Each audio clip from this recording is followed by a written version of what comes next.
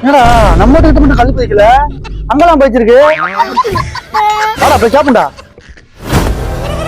தலைவரே என்ன தம்பி சொல்லியா? தலைவரே எல்லாரும் வீட்டு முன்னாடி கல் பதிச்சிருக்காங்க, ஏன் வீட்டு முன்னாடி மட்டும் கல் பதிக்கல தலைவரே? என்னன்னு கேளுங்க தலைவரே. அப்படியா தலைவரே?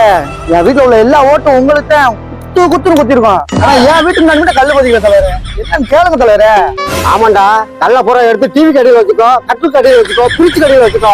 கல்லு வெளியேறினா கல்லு போய்ப்பாங்க, கல்ல தூக்கி வீட்டுக்குள்ள வச்சுக்கிட்டா யாரா கல்லு போய்ப்பா? கல்ல ஒழுங்கா வீட்டுக்கு வெளியே வரல, எல்லாத்தையும் போட்டு புதைச்சிக்கலாம்.